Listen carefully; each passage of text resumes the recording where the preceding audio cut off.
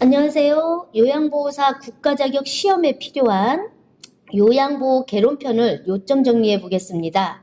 첫 번째로 요양보호 대상자 이해입니다. 노인의 신체적 변화, 심리적 특성 이렇게 두 가지가 있습니다. 그래서 신체적인 것은 우리의 몸을 말하는 거고 심리적인 것은 마음을 말하는 거죠. 자, 첫 번째로 신체적 변화는 세포의 노화가 시작됩니다. 우리 피부 안에 있는 어떤 세포들이 자꾸만 노화가 돼가고 있는 건데요. 자, 이게 바깥으로 나타나는 게 피하지방 감소, 그리고 주름이 많아집니다. 이걸 세포의 노화라고 합니다. 면역 능력의 저하는 질병이 나타나면 급격하게 악화된다. 질병을 이겨낼 수 있는 게 면역 능력이거든요. 근데 이 면역 능력이 저하가 되는 겁니다.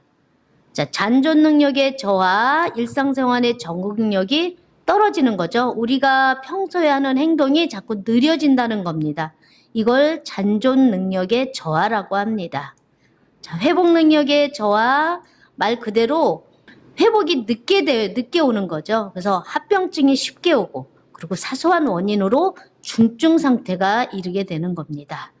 비가역적 진행, 이거는 인간의 노력으로 노화의 진행을 막을 수 없다는 겁니다. 순리대로 나이 먹어가는 걸 가역적 진행이라고 하면 비가역적 진행은 노력을 해도 안 된다는 거죠. 그래서 신체적인 변화는 세포의 노화, 면역 능력의 저하, 잔존 능력의 저하, 회복 능력의 저하, 비가역적 진행. 비라는 말은 아니라는 거죠. 그래서 이렇게 5가지의 신체적 변화가 있고요. 심리적 특성 보겠습니다. 자, 우울증의 경향의 증가. 우울증 하면은 불면증을 기억해 주세요. 그래서 뭐 불면증에 대해서 뭐 나온다 그러면 그거는 우울증 경향의 증가다라고 보시면 되겠습니다. 물론 여기에 뭐 식욕부진도 있고 기억력 저하도 있고 막 타인을 비난하는 그런 증상이 나타나기도 하는데 어쨌든 불면증은 우울증과 굉장히 밀접한 관계가 있다라고 생각해 주시고, 자, 내향성의 증가. 내향성의 증가의 반대는 외향성의 감소입니다. 그래서 이거는 사회적 활동 감소, 자꾸 타인을 피하는 행동이 나타납니다. 이럴 때는 내향성의 증가. 조심성의 증가, 질문이나 문제의 대답을 망설여요.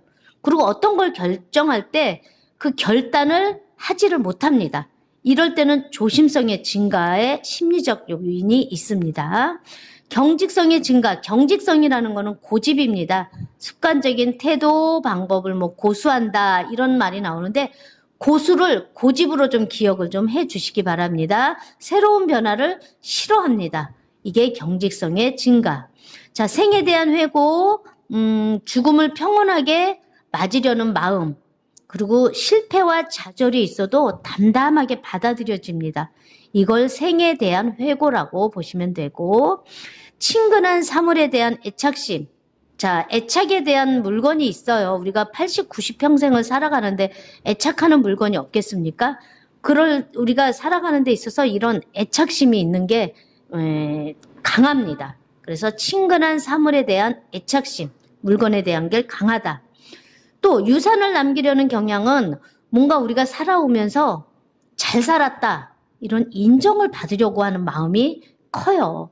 그래서 우리가 자식들한테 뭔가 막 유산을 남겨주고 싶어하는 사회에 환원하기보다는 자식한테 남겨주려고 하는 마음이 있거든요. 그래서 이것도 심리적 특성 안에 유산을 남기려는 경향에 들어갑니다. 자, 마지막으로 의존성의 증가라는 게 있습니다. 신체적으로, 경제적으로 우리가 좀 위축이 되죠. 나이 먹어가면서. 그래서 자꾸 사람에게, 그리고 자식에게, 그리고 사회에 자꾸만 이렇게 의존을 하려고 하는 마음이 있습니다. 그래서 이 심리적 특성은 자, 우울증 경향의 증가, 내향성의 증가, 조심성의 증가, 또 경직성의 증가, 생에 대한 회고, 친근한 사물에 대한 애착심, 유산을 남기려는 경향, 의존성의 증가. 가족관계 변화와 노인 부양하면서 부부관계는 뭘로 전환이 된다? 동반자로 전환이 됩니다. 자, 부부가 살다가 한 분이 돌아가셨습니다. 이게 배우자의 상실이거든요. 가장 큽니다. 살아가면서 상실감이 가장 큰 게 배우자 상실.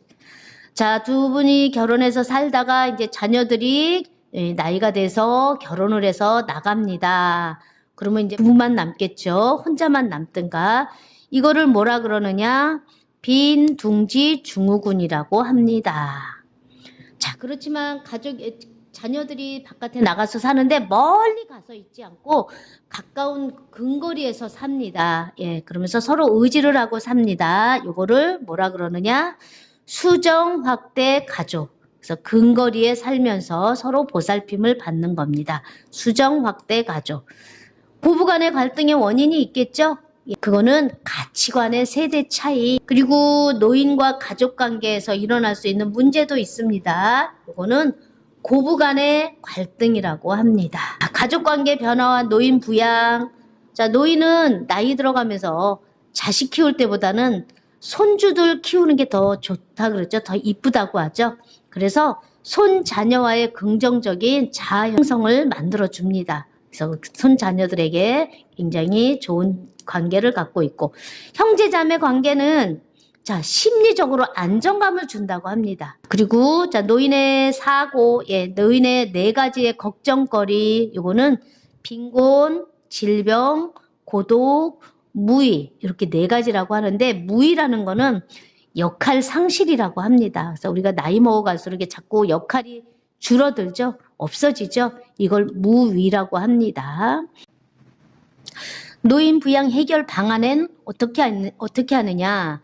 자, 이거를 사적 부양과 공적 부양으로 나뉘어서 협력하는 게 좋다라는 겁니다. 사적 부양이라는 것은 가족과 함께 나누는 거. 그리고 공적 부양은 사회 또는 정부가 협력을 하는 겁니다. 그래서 어떤 한쪽만이 아니라 사적과 공적으로 같이 병행을 해서 노인 부양 해결 방안을 하는 게 좋다라는 것이고, 자, 노인의 개인적 대처 방안도 있습니다. 이건 개인적이지만 사회보험과 개인보험을 병행하고 또 사회 재교육 프로그램을 제공하여 적극적인 여가 및 노후 생활을 지원하는 게 좋겠다라는 게 대처 방안이 되겠습니다.